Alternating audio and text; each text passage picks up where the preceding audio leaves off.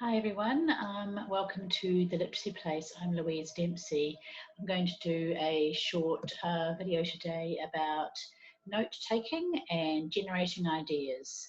So the motivation for our writing today is from my window. So I've taken a photo there of my favourite view out a window from my house, and I've always loved this view because it looks like a painting.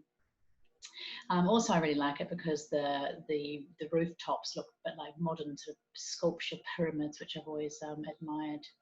So that's what I'm going to use, but you could use a window setting from your classroom, or kids could do it from home. They could bring one in or do it as a home activity, or you could choose an image to use as well. It's really around generating ideas for a setting description.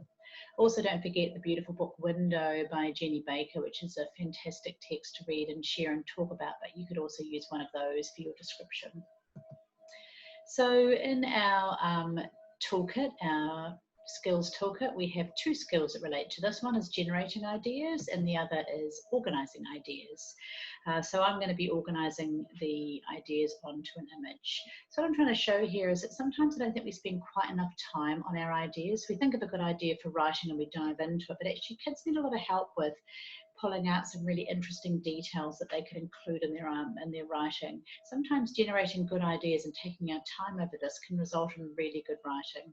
I'm also going to focus on note taking, so just helping our kids to take descriptive notes but not put full sentences. So the generating ideas comes into our lesson introduction. We have 4 things in the introduction. We motivate the kids with ideas for writing, then we agree and unpack the criteria, then we do that little bit of modelled shared writing to demonstrate the criteria, and the last point is just reminding us to make this interactive, to use our think, pair, share. So modelled shared writing is a really important part of our introduction, but I also think it's important we model how to generate ideas for writing. So I'm going to do some of the I do, we do today in relation to note taking and generating ideas as well. So that's the other way of looking at it: I do, we do, and you do. So it's just remembering that modelled and shared is important in all aspects of teaching, not just in writing. So the activity we're doing is one of the quick writes called Describe It on page 106 of the writing book. If you have younger kids, you could do Label It, which is more around just generating some vocabulary that you can put into a description. So I'm coming back to my image now, and I'm going to think about what could I describe in my image. So I talked about the roofs already. I love those because they're like 2 pyramids. So the rooftops I can see. Down the bottom there is a tree. I really love that tree because it's a really sort of dense, lush bush, and that's actually called a puka tree. And I know it's really good to name my nouns in my writing.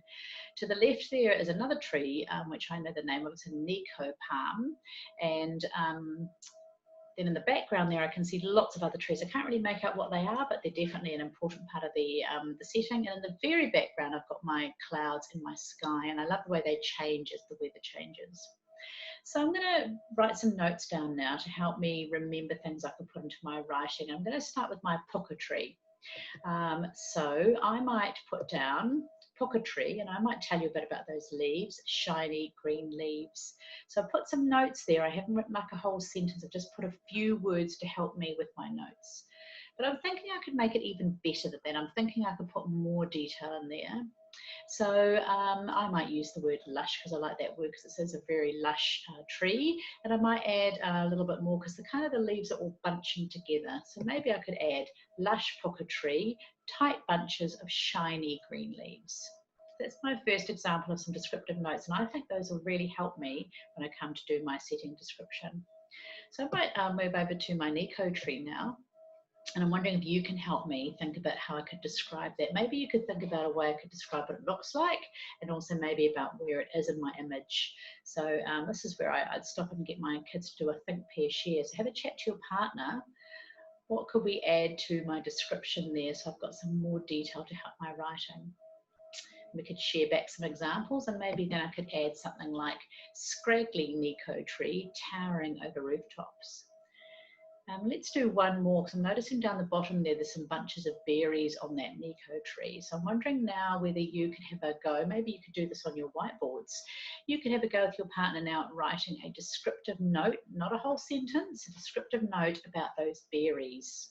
So the whiteboard is a great way for kids to have a little practice at writing as well. And then maybe we share some. Maybe I add one to my notes there.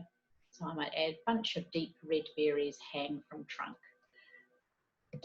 So that's a little example of generating ideas with kids, helping them to get that detail into their writing, and also that idea of modelling, so the I do, but also handing over to the kids for the we do. Thanks for listening. Don't forget to keep an eye on our Facebook page for more ideas as well.